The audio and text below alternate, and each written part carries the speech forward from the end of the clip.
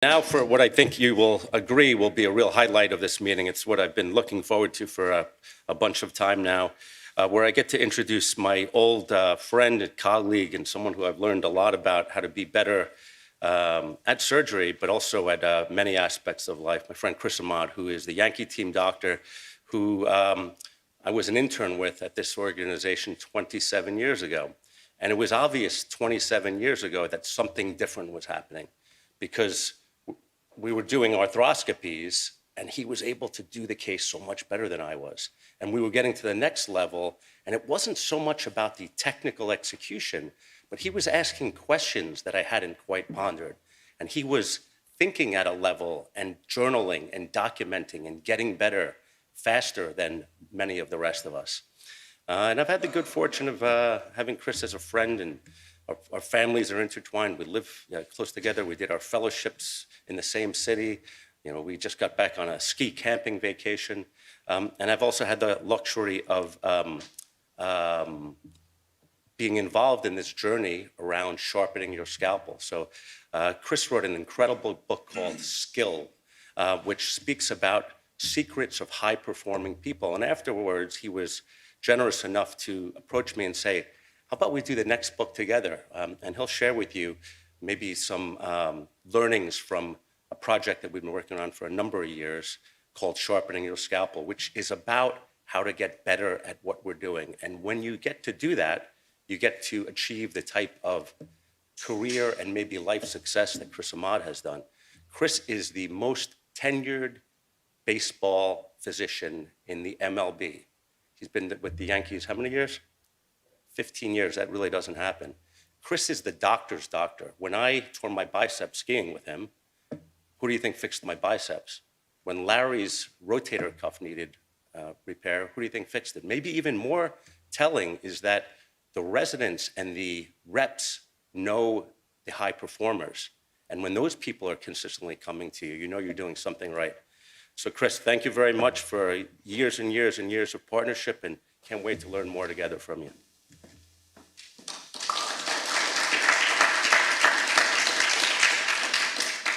Nobody's pushed me in my life more than Mike Vitale to be a better surgeon, a better parent, a better athlete, a better chef.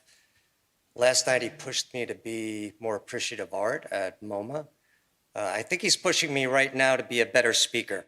I'm going to share with you some things about concepts that we were designing together.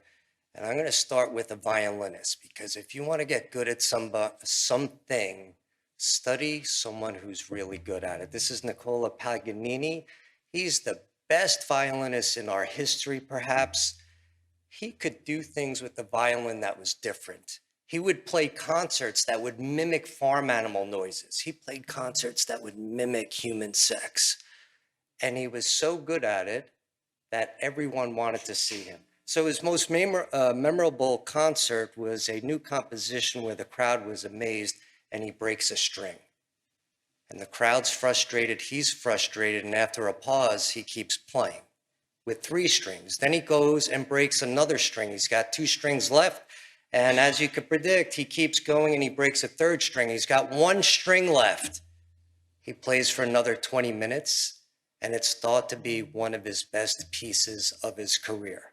Let's examine how he does that. And all of us who want to be really good at something, surgeons, otherwise, we do it because there's some gratification and fulfillment, and that's what drives us. I was walking through the industry section at the Academy, and I saw this, and I paused, and it made me reflect on what it takes. And we're all familiar with the 10,000 hours rule because of Malcolm Gladwell, but it was really broken down into this time concept where if you do something for a certain number of hours a day, for a certain number of weeks, for a certain number of years, here the calculation is 10,000 hours, 10 years, it comes from violinists. Anders Ericsson is a social psychologist. He goes to Germany at this music school, and he studies the best, the middle tier and the lower tier musicians. And by examining their practice history, he learns that the best practiced for 10,000 hours, and it got applied maybe inappropriately to everything. Now, if we want to get deeper into this skill acquisition concept, chess is an amazing model. I'm going to take you through a chess lesson. This is my son. He's playing a scholastic tournament in New York City. He's a player. He has an opponent. You go into the room, they kick all the parents out. One of his requirements is that he has to write every move down that he makes and that his opponent makes. After the game, he meets with his chess coach immediately. I was in that meeting that day. And they go over move by move and they compare it to what a higher level chess player would have played. And some are great moves and some are blunders. This resembles our medical training. When we go in and see a patient as a resident, we come out and we present it to an attending, they critique our history taking, what we missed, what we didn't focus on, and so forth and so on. And this is a surgical techniques conference that is popular at our institution.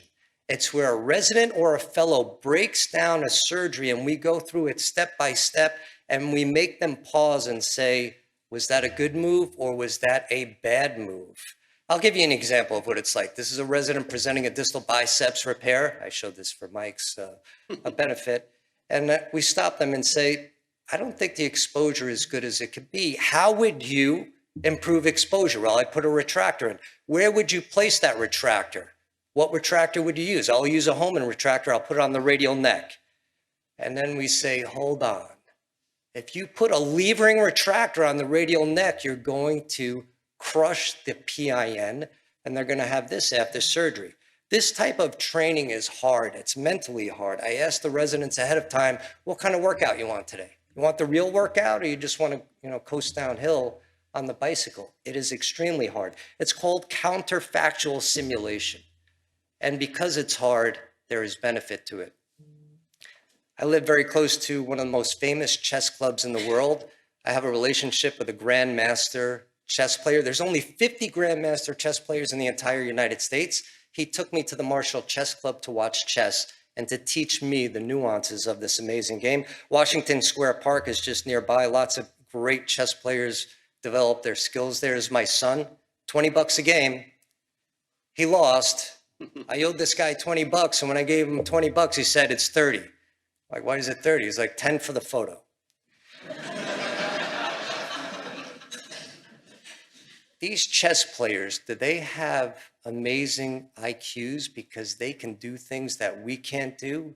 They can project moves and they can see things? Research says no. They have average or slightly above average IQs. I didn't believe it until this experiment. You take two groups of chess players, masters and novices, you show them a chessboard with pieces on it, and then you take the chessboard away and you say, reproduce that chessboard with the pieces. The experts can reproduce the chessboard. The novices can't. The novices stink at it. But you do another phase of the experiment where you put pieces on the board in a fashion that does not resemble a chess game. And you know what happens? The experts equal the novices. In fact, the experts do worse because they don't understand what they're looking at. It doesn't make sense to them. The explanation is that when you do something for a long enough time, you have chunked information. You have libraries from all of your experience that you can draw on. So inexperienced chess players play the game with calculation.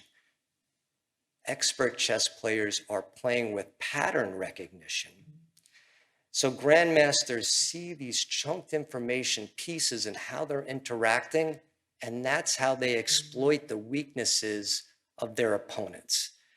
Now, here's my question to you. There's something about this chess thing about chunked information that I think we're all striving for. Okay, who can put that construct back together?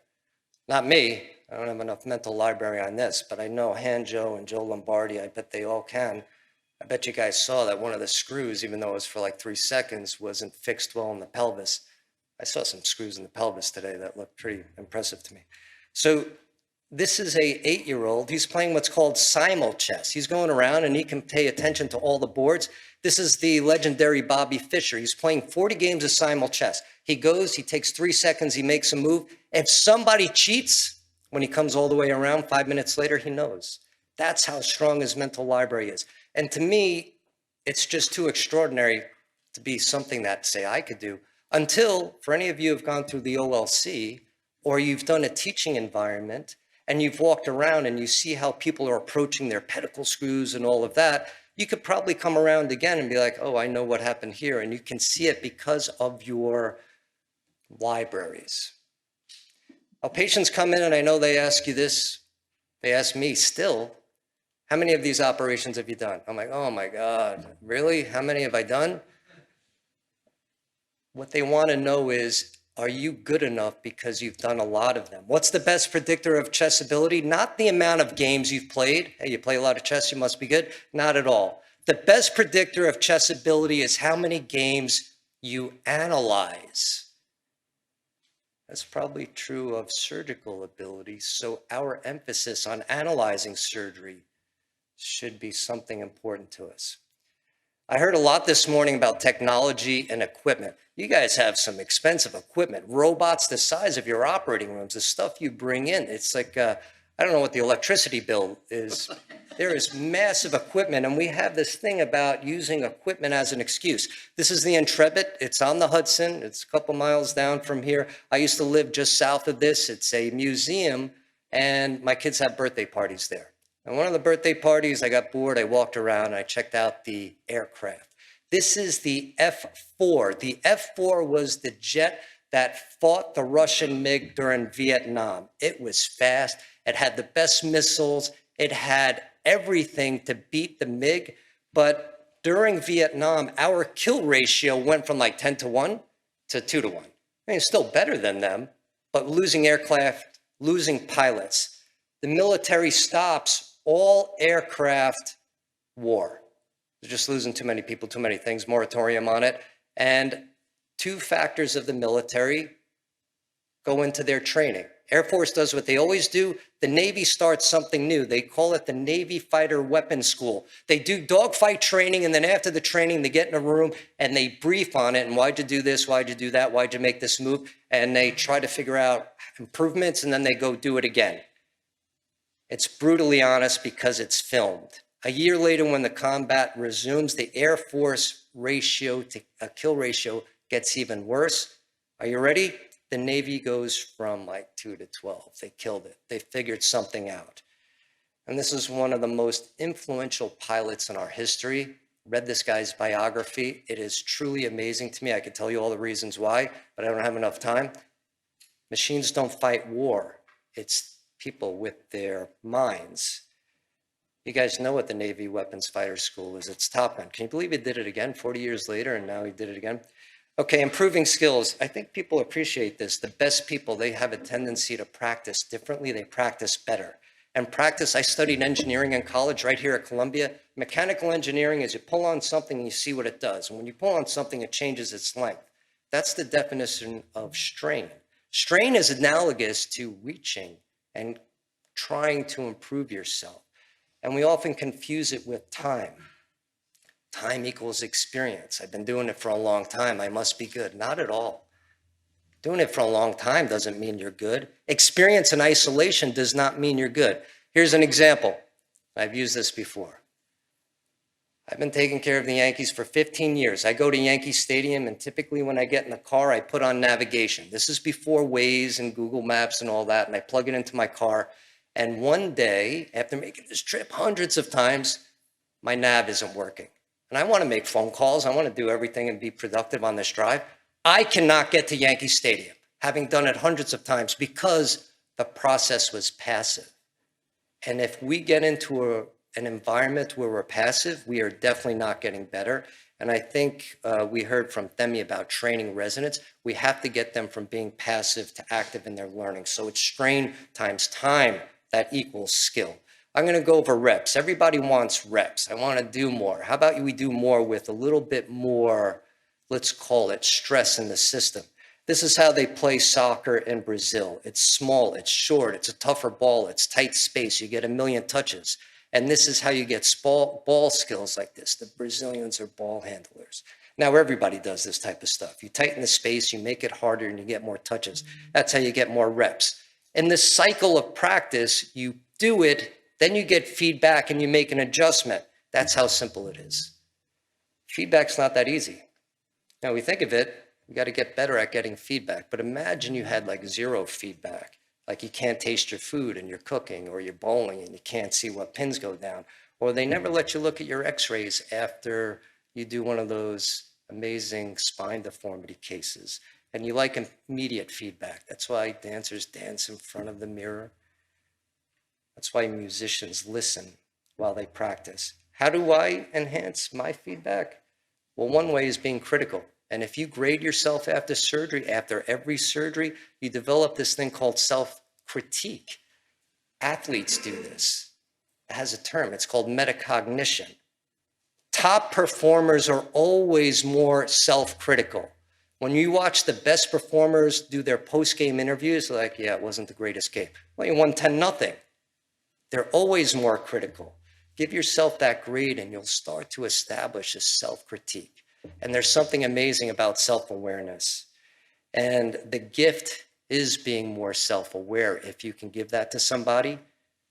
But what's amazing about self-awareness is people think they're better than they are.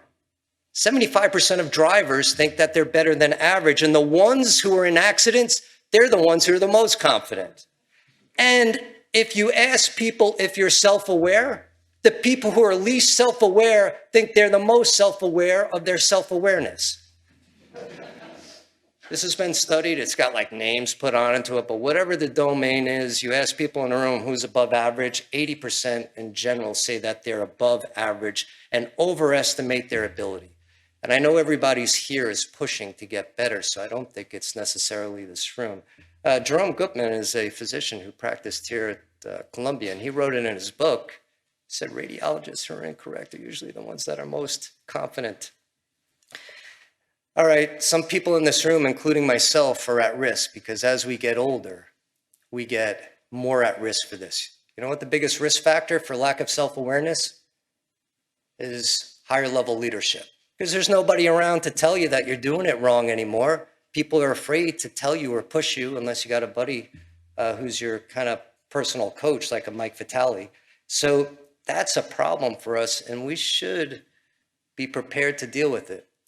I was the assistant team physician for the Yankees for 3 weeks. I got called into Brian Cashman's office. He's the general manager of the Yankees. And after 3 weeks, he said, I like what you're doing. You are now the head team physician. And I wasn't ready for that meeting, much less that promotion, but I felt like I was ready for it. And he said, are you ready? I said, I'm ready. And then he said this, the higher a monkey climbs, the more you see his ass. I coached one of my junior partners in an ACL operation, and I watched him. I wrote down notes. I took little videos and things, and when we got done, we debriefed. And I asked him, hey, buddy, how many minutes did it take you to harvest the graft? He's like, 20 minutes. 20 minutes. It took you 45 minutes to harvest that graft. There was no awareness there. I play this game with my fellows. Anytime during a Tommy John operation, I usually do 5 or 6 a week. They can stop me at any time and say, how many minutes? And I have the tourniquet behind me on purpose. And I will name the amount of minutes. And if I'm off by 3 minutes, I buy drinks for that Friday. We all have blind spots, but the amazing thing is the best performers are more appreciative of their blind spots. And Gary Kasparov, one of the best chess players in a master class, said, you should find out your mistakes even if you win, because there's always room for improvement. And so we talked a lot about our complications, and we did say we have all these success rates. Sometimes we're not even measuring what success is. So the skill of skill is learning that practice loop and enhancing it at the best that you can. This is a opening day, spring, baseball's on. I'm actually going to Yankee Stadium right after this. Some of us who live in New York paid for these jets to fly over the stadium that day.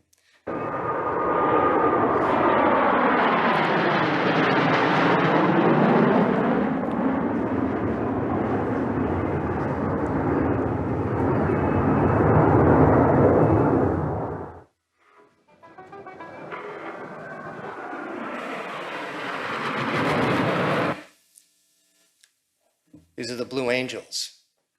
700 miles an hour, 18 inches apart. That's how they fly. We'll be in from behind the crowd for the fan break. Missiles being for the opposing. This is their rolls. pre-flight A routine. little pull.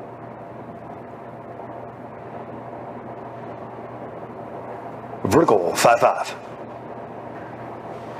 Easing more power.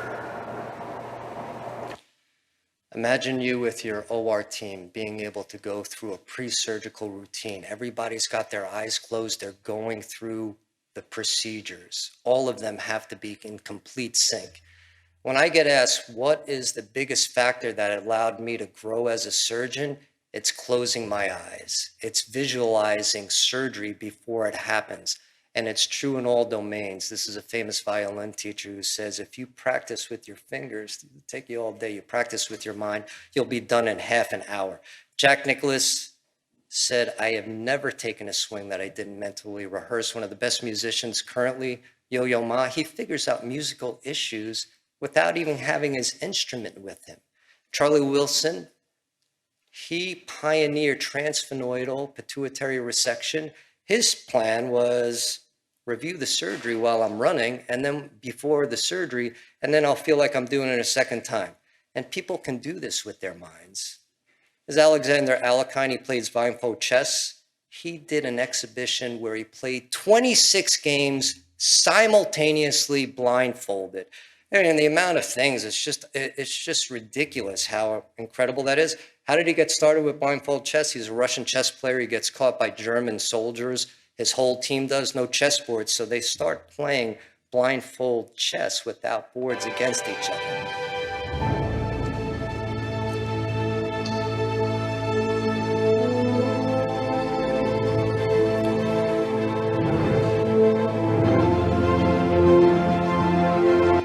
She's playing chess on the ceiling. This is Queen's Gambit. Netflix series came out in 2020. Chess.com ballooned. It got 500 times as many users after this. I'm actually playing right now with Nick Vitale, Mike Vitale's son. It's my move. He's waiting for me to get done.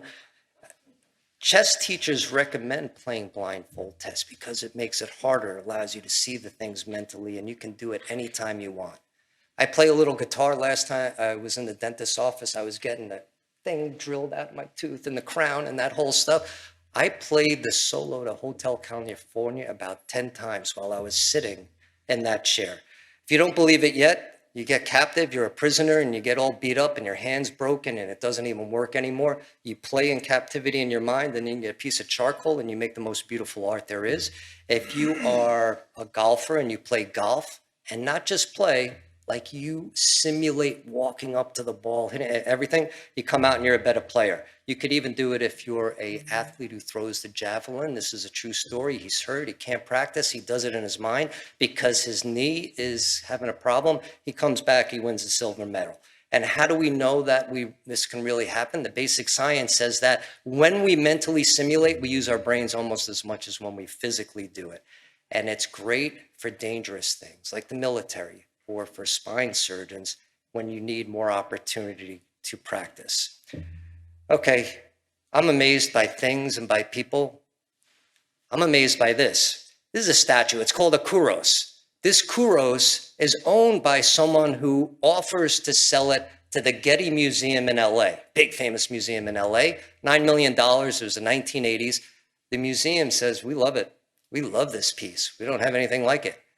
They're going to do some due diligence. It took them over a year of analysis with checking out samples of the marble and having experts and people look at it. And they said, okay, it's authentic. They had forensic accountants try to find out the ownership throughout all the years of this thing. And they said, wow, amazing.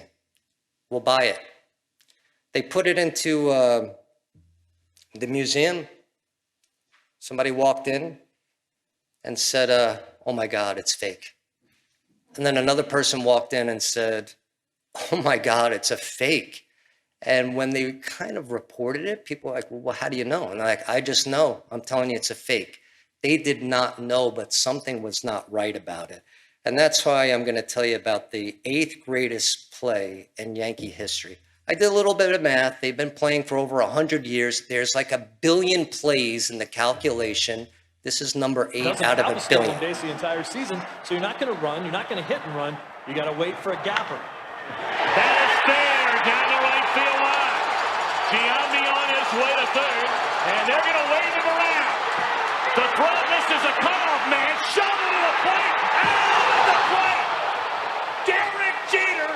one of the most unbelievable plays you will ever see. Okay, so he ran from shortstop over 2 cutoff guys on the first baseline. He ran across the field and somehow anticipated that the ball was going to be overthrown. He's never done that in his career, but somehow before the ball was even there, he started running and he flipped it and he made this play in a playoff game. And when you ask Jeter afterwards, hey, why'd you do that? And he was like, I do not know. There's something about our unconscious performance that we should better understand. Gary Klein's a psychologist in this area, and when he studied decision-making in firefighters, he thought that they would make a hypothesis, like the best thing is to do this, and we'll do it after we check. Not at all. That's not how you do it. You don't make options and then analyze the options. You just do it based on intuition. It's an unconsciousness. And Josh Waitzkin grew up playing highest rated scholastic player in U.S. history. He grew up playing in that Washington Square Park. He says the portal between the unconscious and the conscious mind is really how we define intuition.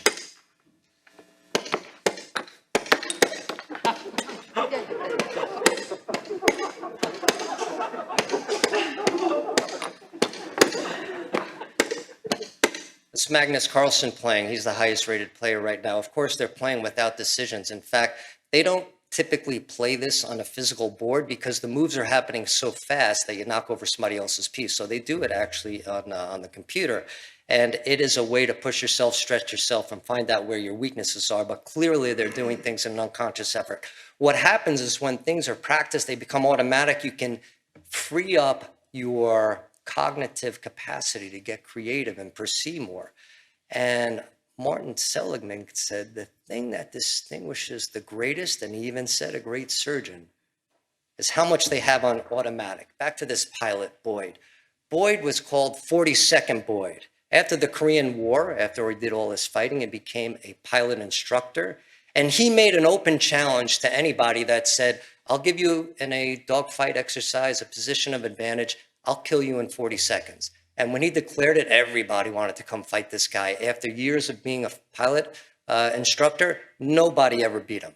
He never lost, if you can believe it. And he so much believed that it was decision-making. We get our residents and they want to have the instrument in their hand and they want to drill and they want to do it. Really, for us, our hands are an extension of our decision-making. The hand stuff is easy. It's how are we going to think through this? That's what makes it so great. He had this theory, and if you can believe it, this pilot made a theory of decision-making that still exists in the military as a manifest that everybody reads. You observe, you get data, you analyze the data, then you decide what to do, then you play it out. The thing about it is you're cycling through this loop continuously in dynamic situations, such as a dogfight. And the person who can cycle through this faster is the person who's going to win. I'm going to equate this to anticipation a little bit. Wayne Gretzky, the best hockey player, wasn't that fast, wasn't that physical. He anticipated better than any hockey player. He knew where the puck was going to be before the puck got there.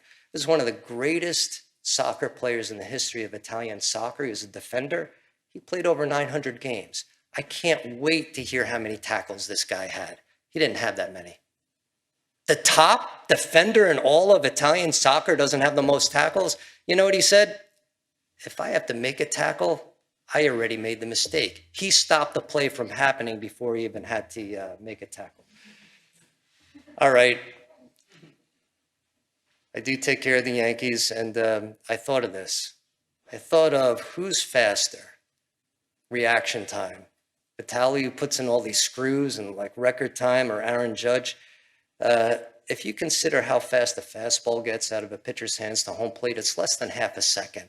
You have this timed thing in baseball that's utterly amazing. But in terms of reaction, if you think these guys have faster reaction time, Aaron Judge and Michael Vitale have the same reaction time. I don't think Mike's going to hit as many home runs, but they got the same reaction time. And this thing about keeping your eye on the ball, if any of you guys are coaching your kids, stop saying it. I mean, one, it's annoying. Like, what do you think he's looking at? And the other is, the ball's moving too fast. By the time it gets to home plate, you're not seeing the ball anymore. This is a brand new batting exercise this spring. I was there and took this video myself. That is not a pitcher. That is a monitor. Did that play? I heard the audio. Let's see if this one plays.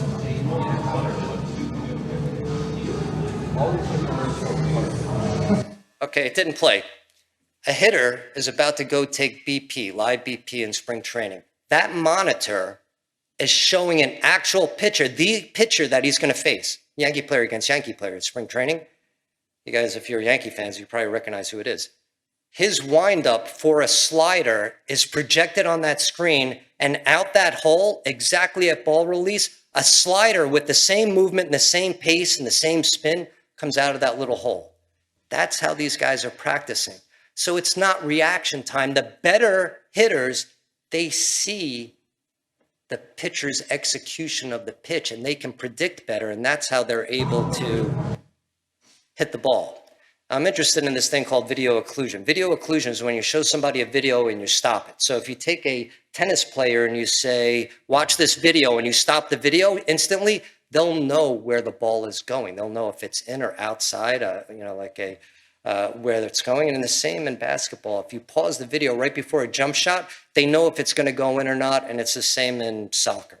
So this woman, Jenny Finch, softball player, big fat ball. She can throw it 65 miles an hour. She challenges this guy, Albert Pujols, to a contest. I pitch against you. You see if you can hit my pitch. She did it in public. Now, Albert Pujols, he hits 95 mile an hour fastballs over the fence for a pastime. That's what he gets paid to do. He's like, of course, I love hitting the fat ball. Haven't done it in a while.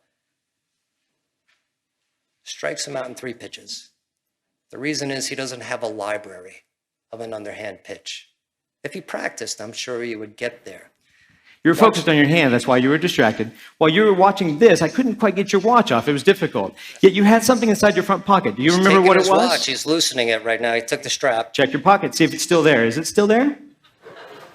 Oh, that's where it was. Go ahead and put it away. We're just shopping. This is a TED Talk. The reason why I'm bringing it up is because sometimes we get so automated. There's a disease of automation. You know, we can say it's the greatest thing. I can do everything. I can drive my car without thinking. You got to be prepared, and you got to watch out for the pickpocket in our operating room. I'm going to finish up with some things about choking. I think I got 3 minutes, because choking is one of the ugliest things we see in sport. And for me personally, as a surgeon, it's the ugliest thing that I can do. And choking, by definition, is when you do something that is unexpectedly poor because of the pressure situation. You succumb to the pressure. The opposite is clutch. So choking is like you don't do it well. Not choking is like you did it just how you're supposed to be. Clutch is when the pressure's on, you don't have the equipment, the robot is down, and you do the best spine surgery ever, even though you didn't have the equipment or the anesthesiologist. Okay, if you had one shot, one opportunity, would you let it slip? He's vomiting spaghetti. The name of this song is Lose Yourself. Lose yourself in the moment. It's not get so overwhelmed and conscious about it. And I know every surgeon in the room loses themselves and gets immersed in their operation in the so-called state of flow.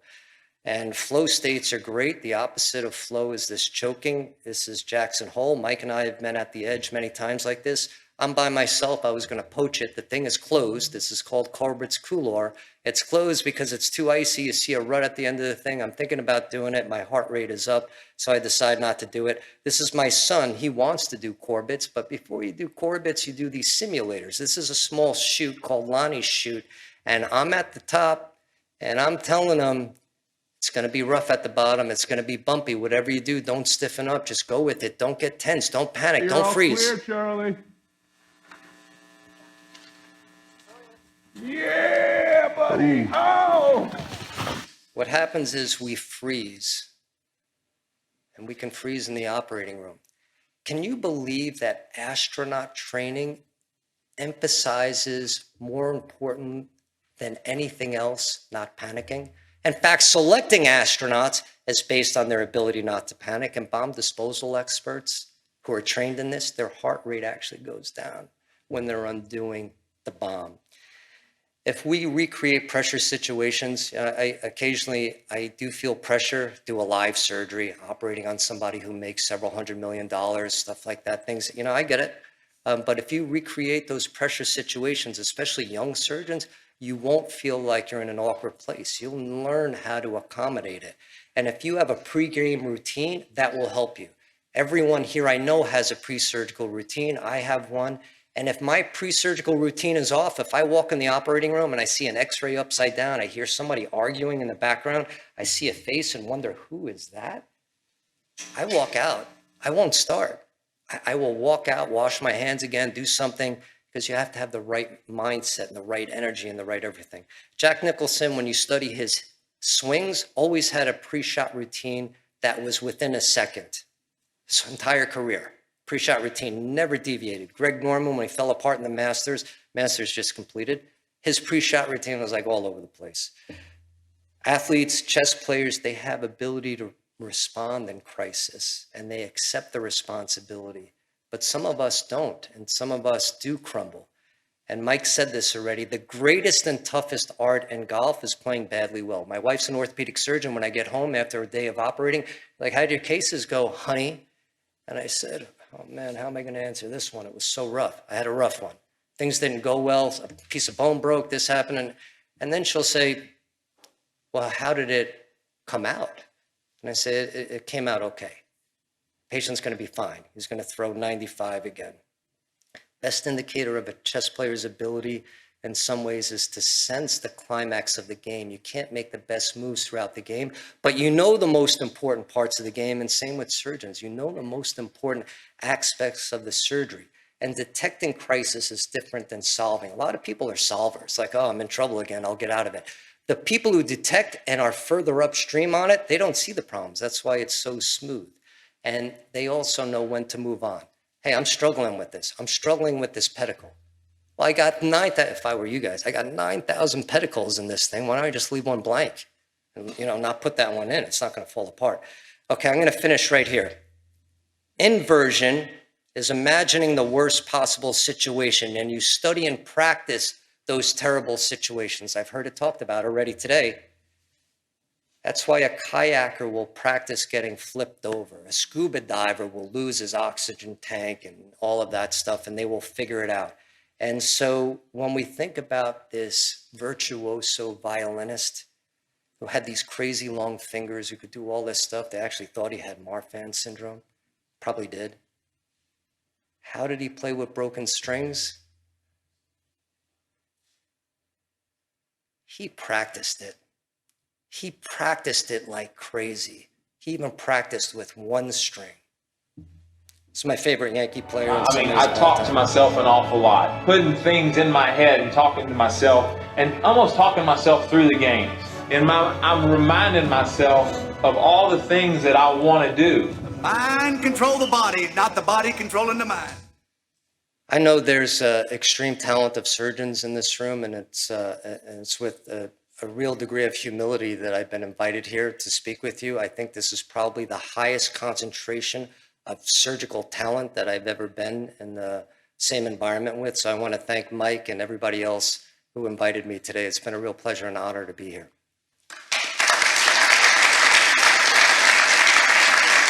Thank you. So you see why I was so much looking forward to hearing from Chris and learning from Chris and sharing some of those learnings with you all. It's really what an amazing performance right there in your presentation. Unbelievable. Questions? I'd invite people up to ask Chris a little bit about any of the things that you just heard. And maybe I'll start off by saying the thing that Femi spoke about early on, which is, at what point in your career do you think you are, have been, or will be the best surgeon? And what types of things do you consider when you're contemplating and answering that question?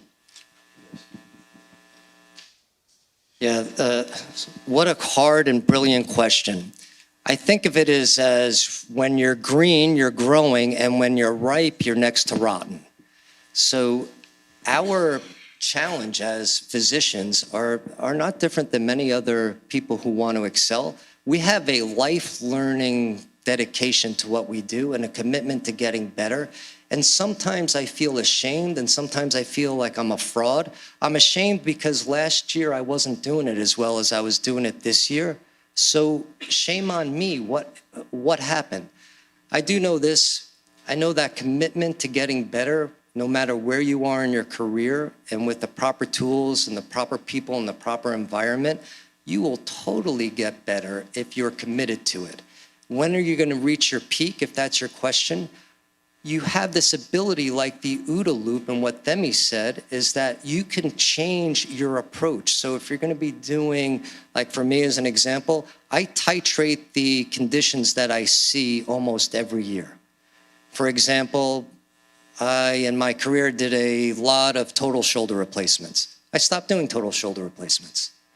I have young partners who want to do it, and I get to titrate where I want to focus and concentrate on and being even better. And when we think about as we get older, and I heard this discussion earlier today, as we get older, our physicality, our cognitive capacity will start to go down, but we'll also get better at other things, second mountain type stuff, the other things, mentoring other people. And through that, we're still going to be contributing. But for my obligation to my own patients, I want to be as physically fit as I am. So I sleep more. I take care of nutrition. I read Tom Brady's book called TB12. I mean, this guy Brady's playing well past what he should be.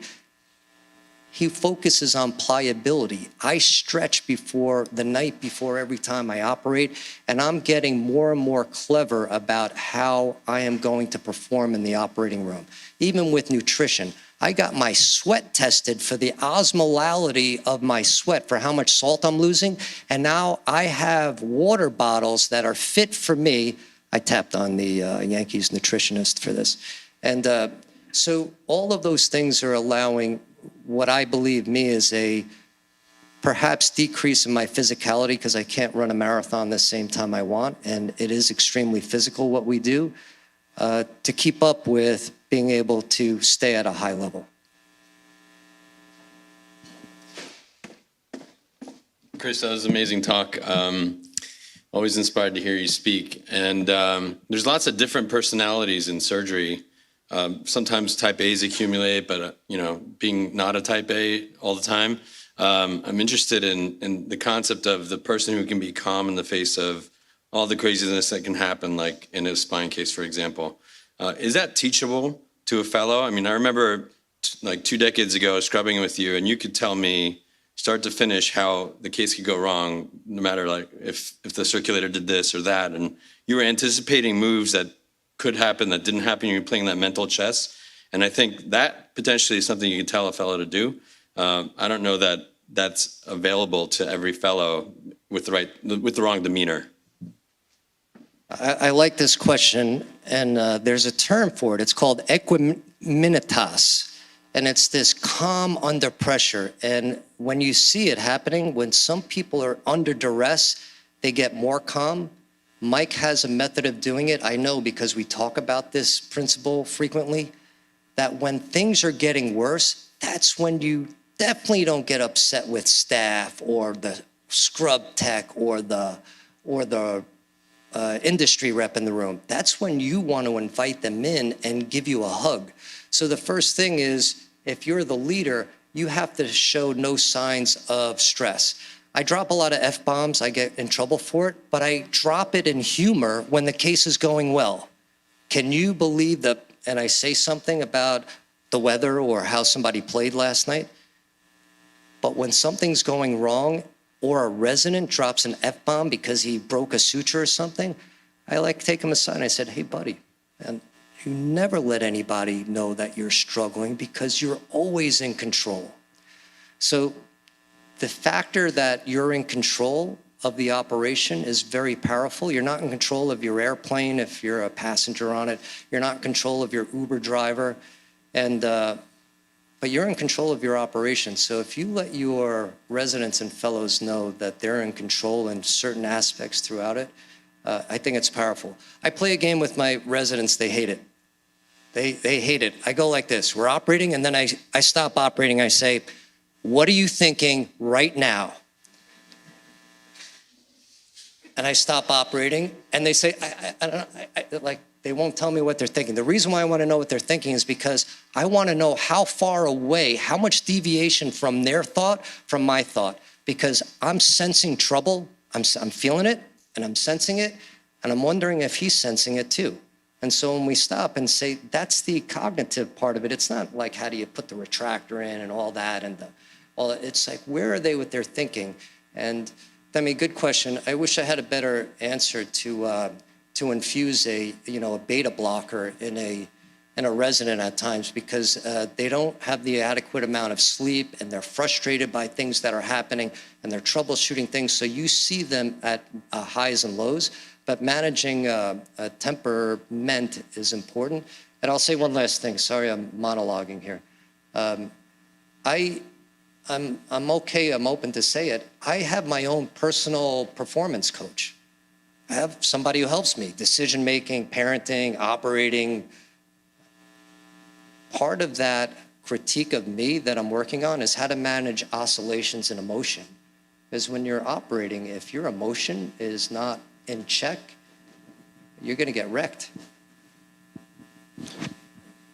Yeah, I mean, I think it's a great question and a great response, and that's right. I think that, when things are calm, you have the opportunity to create pressure, create stress, basically, do a rep for the event. That's when I say, how come we're not starting at 8:30? We're supposed to be starting at 8:30. How come things are taking too long? If anesthesia takes more than 19 minutes, everything is calm. You can create pressure, exert pressure, and basically rehearse the episode. All of a sudden, when the blood pressure drops or you lose MEPs, that's when you need to find that inner space and say, now people are looking at me. I need to evoke calm and be cool and get the team to be the conductor of the orchestra, even though I'm only operating on 2 strings. And that's something that Chris and I have spoken quite a bit about, and Chris has taught me a lot about.